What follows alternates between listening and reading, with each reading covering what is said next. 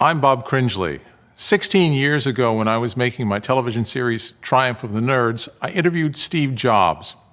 That was in 1995. 10 years earlier, Steve had left Apple following a bruising struggle with John Sculley, the CEO he'd brought into the company. At the time of our interview, Steve was running Next, the niche computer company he founded after leaving Apple. Little did we know that within 18 months he would sell Next to Apple, and 6 months later, he'd be running the place. The way things work in television, we used only a part of that interview in the series, and for years we thought the interview was lost forever because the master tape went missing while being shipped from London to the US in the 1990s. Then just a few days ago, series director Paul Sen found a VHS copy of that interview in his garage. There are very few TV interviews with Steve Jobs, and almost no good ones. They rarely show the charisma, candor, and vision that this interview does. And so, to honor an amazing man, here's that interview in its entirety. Most of this has never been seen before. So, how did you get involved with personal computers? Well, I ran into my first computer when I was about 10 or 11. And it's hard to remember back then, but I'm an old fossil now. I'm an old fossil. So when I was 10 or 11 was about 30 years ago. And no one had ever seen a computer. To the extent that they'd seen them in movies, and there were these big boxes with whirring, for some reason they fixated on the tape drives as being the icon of what the computer was, or flashing lights somehow. And so nobody had ever seen one. They're very mysterious, very powerful things that did something in the background. And so to see one and actually get to use one was a real privilege back then. And I got into NASA, Ames Research Center down here, and I got to use a time-sharing terminal. So I didn't actually see the computer, but I saw a time-sharing terminal. And in those days, again, it's hard to remember how primitive it was. There was no such thing as a computer with a graphics video display. It was literally a printer. It was a teletype printer with a keyboard on it. So you would keyboard these commands in, and then you would wait for a while, and then the thing would go and it would tell you something out. But even with that, it was still remarkable, especially for a 10-year-old, that you could write a program in BASIC, let's say, or Fortran, and actually this machine would sort of take your idea and it would sort of execute your idea and give you back some results. And if they were the results that you predicted, your program really worked. It was an incredibly thrilling experience. So I became very captivated by a computer.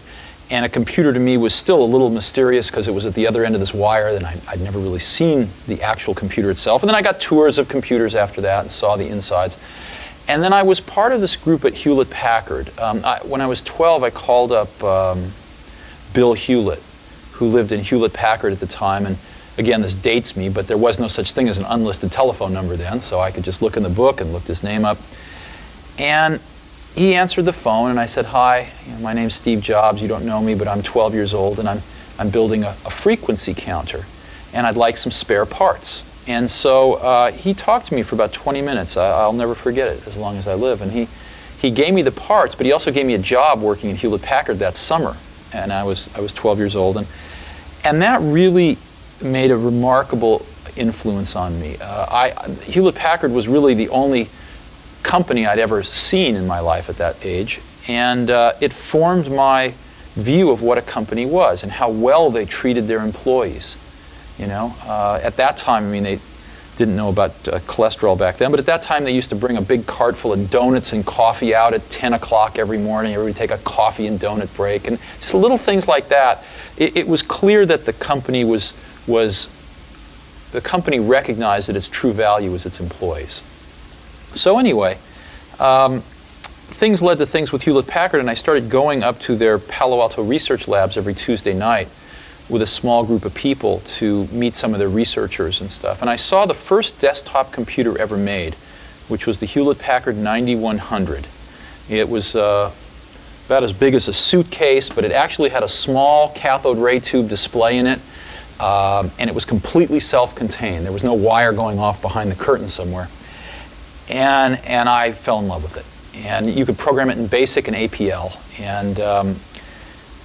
And I would just, for hours, you know, get a ride up to Hewlett-Packard and just hang around that machine and write programs for it.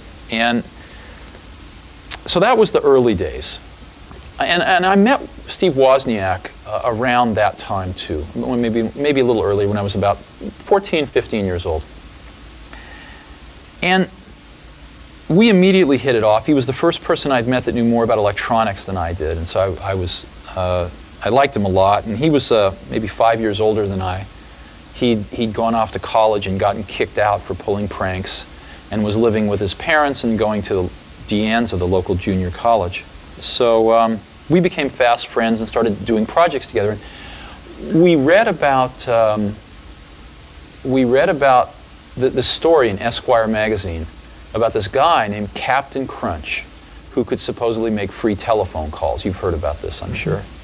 And we were captivated. How could anybody do this?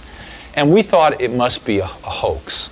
And we started looking through the libraries, looking for the secret tones that would allow you to do this. And it turned out we were at Stanford Linear Accelerator Center one night, and way in the bowels of their technical library, way down at the last bookshelf in the corner bottom rack, we found an AT&T technical journal that laid out the whole thing.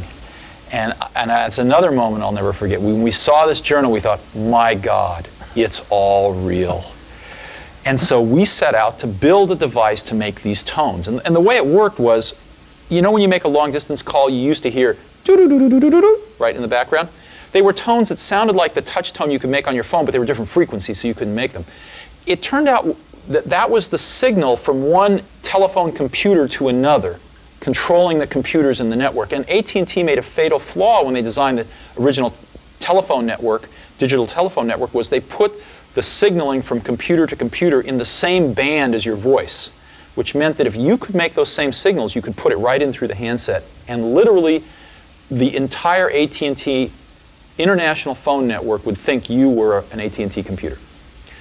So after 3 weeks, we finally built a box like this that worked.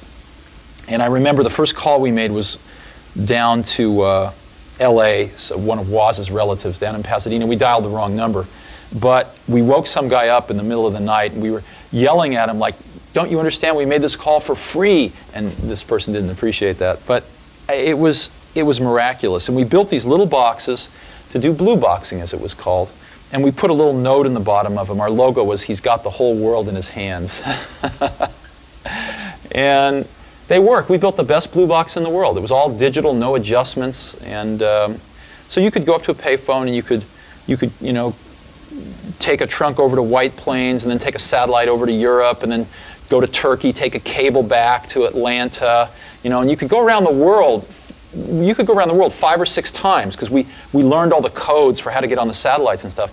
And then you could call the payphone next door, and so you could shout in the phone, and after about a minute, it would come out the other phone. It was miraculous. And you might ask, well, what's so interesting about that? What's so interesting is that we were young, and what we learned was that we could build something ourselves that could control billions of dollars worth of infrastructure in the world. That was what we learned, was that us two, you know, we didn't know much, we could build a little thing that could control a giant thing. And that was an incredible lesson. I don't think there would have ever been an Apple computer had there not been blue boxing. Well, I said you called the Pope. Yeah, we did call the Pope. He pretended to be Henry Kissinger. And we got the number of the Vatican, and we called the Pope. And they started waking people up in the hierarchy, you know, I don't know, cardinals and this and that. And they actually sent someone to wake up the Pope. When finally we just burst out laughing, and they realized that we weren't Henry Kissinger. And so we never got to talk to the Pope, but it was very funny. So the jump from blue boxes to personal computers, what sparked that? Well, necessity, in the sense that there was time-sharing computers available. And there was a time-sharing company in Mountain View that we could get free time on. So, but we needed a terminal, and we couldn't afford one. So we designed and built one.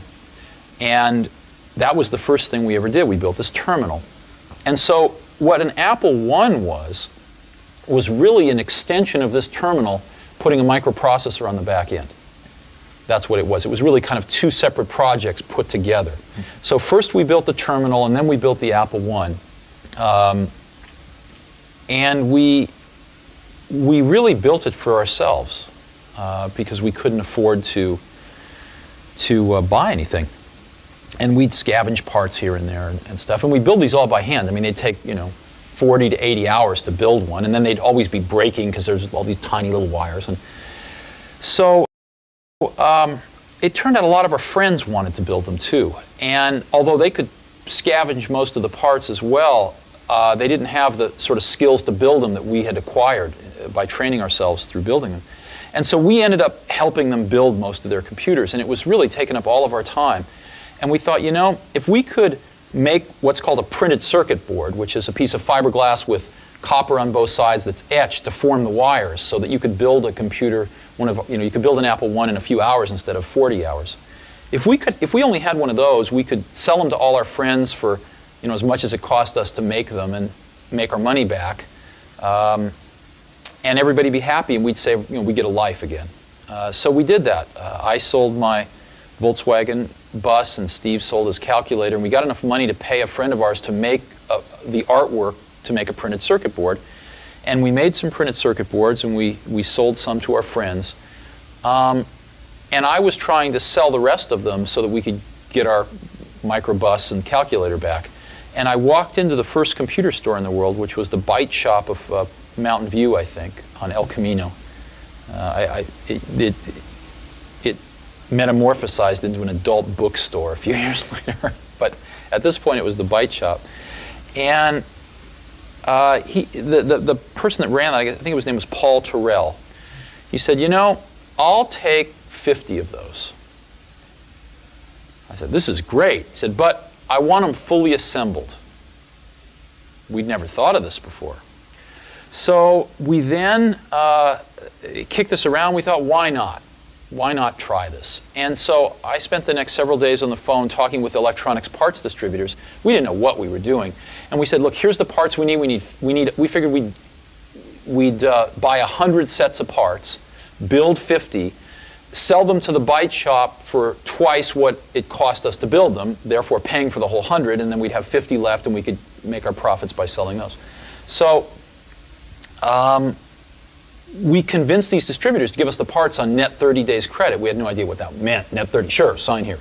And so we had 30 days to pay them. And so we bought the parts, we built the products, and we sold 50 of them to the Byte Shop in Palo Alto and got paid in 29 days, and then went and paid off the parts people in 30 days. And so we were in business. But we had the classic Marxian profit realization crisis in that our profit wasn't in a liquid currency, our profit was in 50 computers sitting in the corner. So then all of a sudden we had to think, wow, how are we going to realize our profit?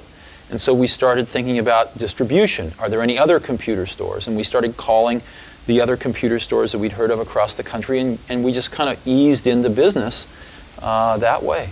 The third key figure in the creation of Apple was former Intel executive Mike Markkula. I asked Steve how he came aboard. We were designing the Apple II, and we really had some much higher ambitions for the Apple II. Woz's ambitions were he wanted to add color graphics. My ambition was that it was very clear to me that while there were a bunch of hardware hobbyists that could assemble their own computers, or at least take our board and add the transformers for the power supply and the case and the keyboard and go get et cetera, go get the rest of the stuff. For every one of those, there were 1,000 people that couldn't do that but wanted to mess around with programming. Software hobbyists. Just like I had been when I was 10, discovering that computer. And so my dream for the Apple II was to sell the first real packaged computer, packaged personal computer, where you didn't have to be a hardware hobbyist at all. And so combining both of those dreams, we actually designed the product. And I found a designer, and we designed the packaging and everything. And we wanted to make it out of plastic, and we had the whole thing ready to go, but we needed some money for tooling the case and things like that. We needed a few $100,000. And this was way beyond our means. So I went looking for some venture capital.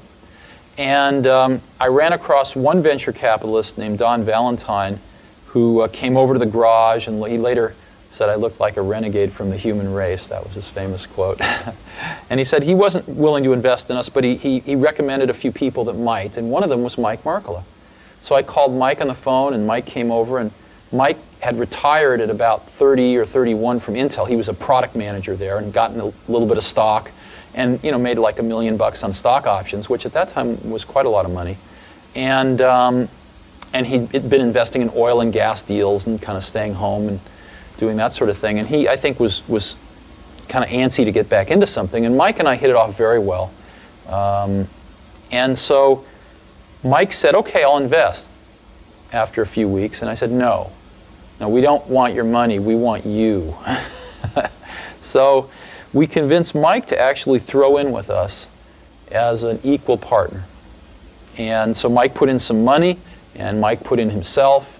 And the three of us went off, and we took this design that was virtually done with the Apple II and tooled it up and announced it a few months later at the West Coast Computer Fair. What was that like? It was great. We got the best. I mean, the West Coast Computer Fair was small at that time, but to us it was very large. And so we had this fantastic booth there. We had a projection television showing the Apple II and showing its graphics, which today look very crude, but at that time were by far the most advanced graphics on a personal computer. And I think, my recollection is we stole the show. And a lot of dealers and distributors started lining up, and we were off and running. How old were you? 21.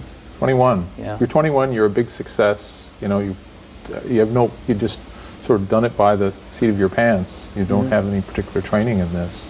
How do you learn to run a company?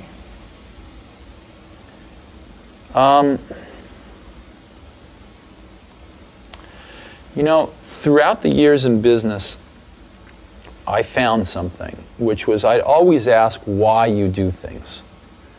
And the answers you invariably get are, oh, that's just the way it's done. Nobody knows why they do what they do. Nobody thinks about things very deeply in business. That's what I found. I'll give you an example. When we were building our Apple I's in the garage, we knew exactly what they cost. When we got into a factory in the Apple II days, the accounting had this notion of a standard cost, where you'd kind of set a standard cost, and then at the end of a quarter you'd adjust it with a variance. And I kept asking, well, why do we do this? And the answer was, well, that's just the way it's done. And after about 6 months of digging into this, what I realized was the reason you do it is because you don't really have good enough controls to know how much it costs, so you guess, and then you fix your guess at the end of the quarter. And the reason you don't know how much it costs is because your information systems aren't good enough. So, but nobody said it that way.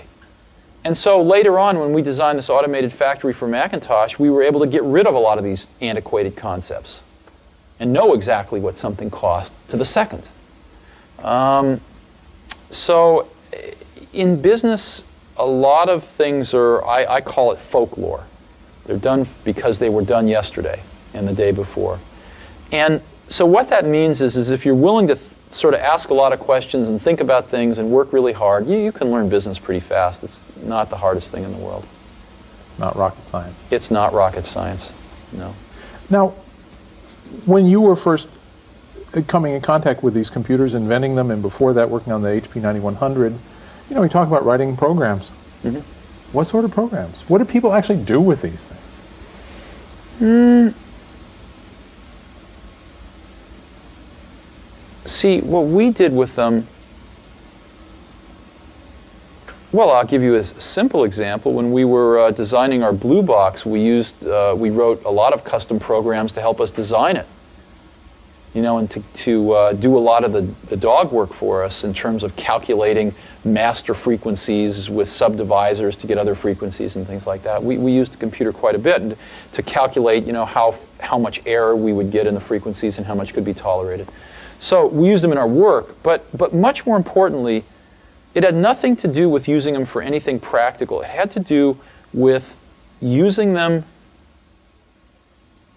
to be a mirror of your thought process, to actually learn how to think. In other words, I think the greatest value of learning I think everybody in this country should learn how to program a computer, should learn a computer language, because it teaches you how to think. It's like going to law school. I don't think anybody should be a lawyer, but I think going to law school would actually be useful because it teaches you how to think in a certain way, in the same way that computer programming teaches you in a slightly different way how to think. And so I view computer science as a liberal art. It should be something that everybody takes a year in their life. One of the courses they take is, learning how to program. Yeah, but I learned APL, which, obviously is part of the reason why I'm going through life sideways. Well, was it you look back and consider it an enriching experience that taught you how to think in a different way, or not? No, not that particularly. Okay. Not other languages, perhaps more so. Yeah. But I started with APL. Uh-huh. Obviously, the Apple II was a terrific success. Yeah. Just incredibly so. And the company grew like Topsy, and eventually went public, and you guys got really rich. What's it like to get rich? It's very interesting. I was worth about over $1 million when I was 23, and over $10 million when I was 24, and over $100 million when I was 25. And it wasn't that important because I never did it for the money.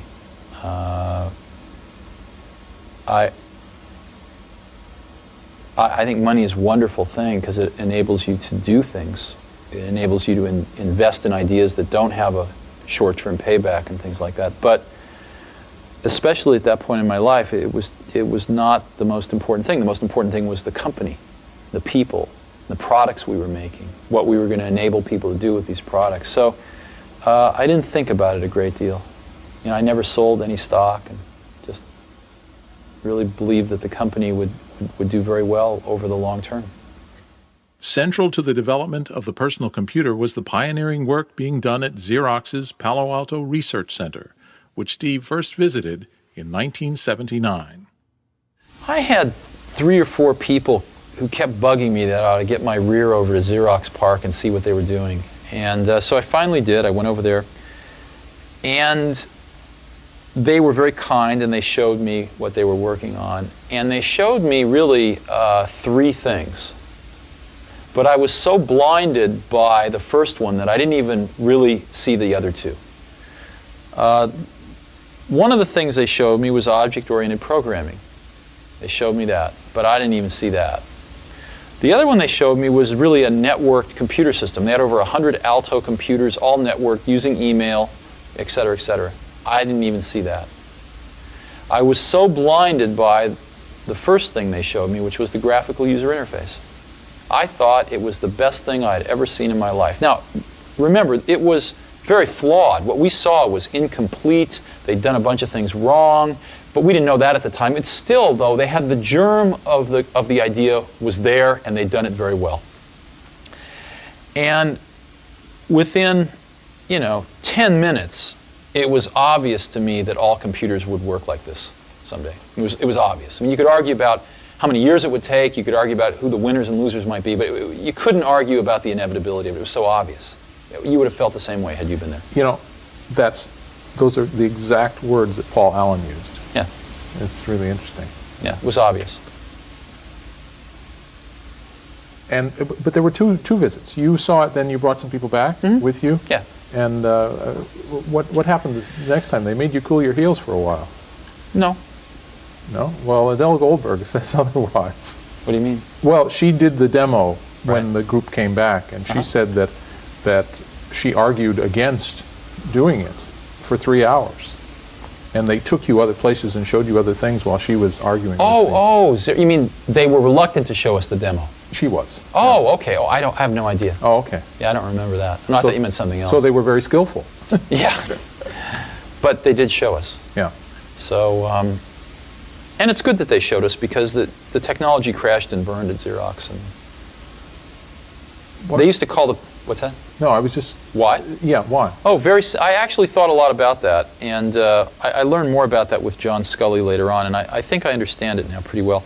What happens is, like with John Scully, John came from PepsiCo, and they at most would change their product, once every 10 years. I mean, to them, a new product was like a new size bottle, right? So if you were a product person, you couldn't change the course of that company very much. So who influenced the success of PepsiCo? The sales and marketing people. Therefore, they were the ones that got promoted, and therefore they were the ones that ran the company. Well, for PepsiCo, that might have been okay, but it turns out the same thing can happen in technology companies that get monopolies, like, IBM and Xerox. If you were a product person at IBM or Xerox, so you make a better copy or a better computer. So what? When you have a monopoly market share, the company's not any more successful. So the people that can make the company more successful are sales and marketing people. And they end up running the companies. And the product people get driven out of the decision-making forums. And the companies forget what it means to make great products. Sort of the product sensibility and the product genius that brought them to that monopolistic position gets rotted out by people running these companies who have no conception of a good product versus a bad product. They have no conception of the craftsmanship that's required to take a good idea and turn it into a good product. And they really have no feeling in their hearts, usually, about wanting to really help the customers. So that's what happened at Xerox. The people at Xerox PARC used to call the people that ran Xerox toner heads.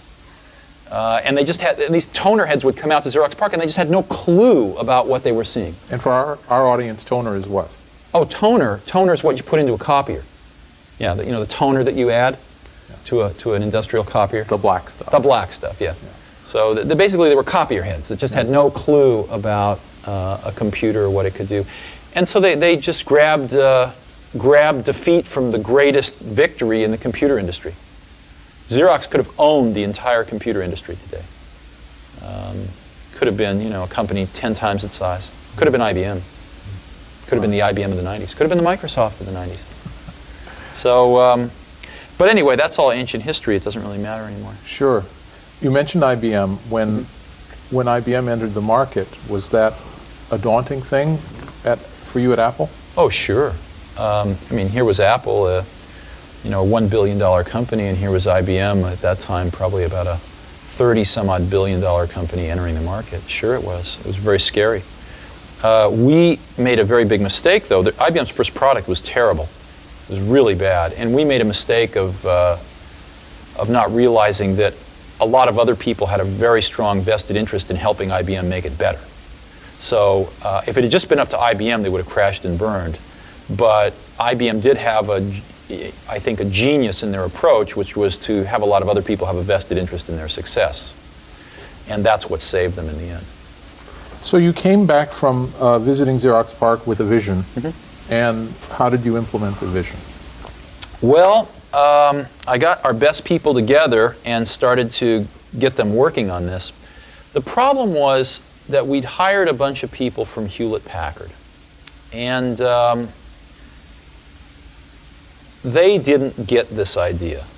They didn't get it. I remember having dramatic arguments with some of these people who thought the coolest thing in user interface was soft keys at the bottom of a screen, They had no concept of proportionally spaced fonts, no concept of a mouse. Matter of fact, I remember arguing with these folks, people screaming at me that it would take us 5 years to engineer a mouse and it would cost $300 to build. And I finally got fed up. I just went outside and found David Kelly Design and asked him to design me a mouse, and in 90 days we had a mouse we could build for $15 that was phenomenally reliable. So I found that, in a way, Apple Apple did not have the caliber of people that was necessary to seize this idea in many ways. And there was a core team that did, but there was a larger team that mostly had come from Hewlett-Packard that didn't have a clue. Well, it becomes this issue of professionalism. There's a dark side and a light side to it, isn't Well, no, you know what it is? No, it's not dark and light. It's that people get confused. Companies get confused. When they start getting bigger, they want to replicate their initial success. And a lot of them think, well, somehow there's some magic in the process of how that success was created. So they start to try to institutionalize process across the company. And before very long, people get very confused that the process is the content. And that's ultimately the downfall of IBM. IBM has the best process people in the world. They just forgot about the content. And that's what happened a little bit at Apple too. We had a lot of people who were great at management process. They just didn't have a clue as to the content. And in my career, I found that the best people, are the ones that really understand the content, and they're a pain in the butt to manage, But you put up with it because they're so great at the content. And that's what makes great products. It's not process, it's content. So we had a little bit of that problem at Apple. And that problem eventually resulted in the Lisa, which had its moments of brilliance. In a way, it was very far ahead of its time. But there wasn't enough fundamental content understanding.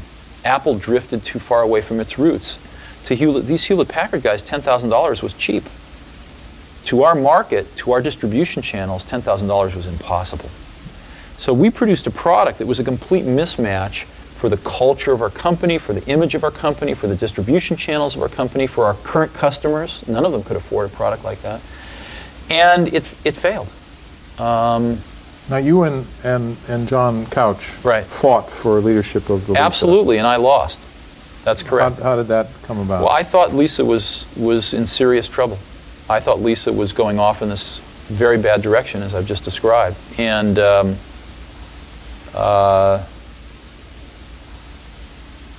I could not convince enough people in the senior management of Apple that that was the case. And we ran the place as a team for the most part. So I lost. And at that point in time, I brooded for a few months. But it was not very long after that it really occurred to me that if we didn't do something here, the Apple II was running out of gas. And we needed to do something with this technology fast, or else Apple might cease to exist as the company that it was. And so I formed a small team to do the Macintosh. And we were on a mission from God, to save Apple. No one else thought so, but it turned out we were right. And as we evolved the Mac, it became very clear that this was also a way of reinventing Apple. We reinvented everything. We reinvented manufacturing. I visited probably 80 automated factories in Japan, and we built the world's first automated computer factory in the world in California here. So we adopted the 68,000 microprocessor that Lisa had. We negotiated a price that was a fifth of what Lisa was going to pay for it because we were going to use it in much higher volume. And we really started to design this product that could be sold for $1,000 called the Macintosh. And we didn't make it. We could have sold it at $2,000, although we came out at $2,500. And we spent 4 years of our life doing that. We built the product. We built the automated factory, the machine to build the machine. We built a completely new distribution system. We built a completely different marketing approach. And I think it worked pretty well. Now, you motivated this team. I mean, you had to guide them. We had to build the team. Yeah, we build a team, motivate it, guide them, deal with them. We've interviewed just lots and lots of people from the Macintosh team. Good. And what it keeps coming down to is your passion, your vision, and how do you order your priorities in there? What's important to you in the development of a product?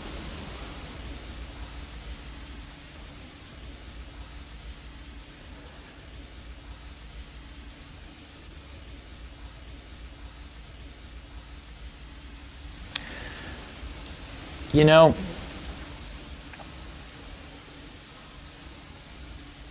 one of the things that really hurt Apple was after I left, John Sculley got a very serious disease. And that disease, I've seen other people get it too. It's the disease of thinking that a really great idea is 90% of the work. And that if you just tell all these other people, you know, here's this great idea, then of course they can go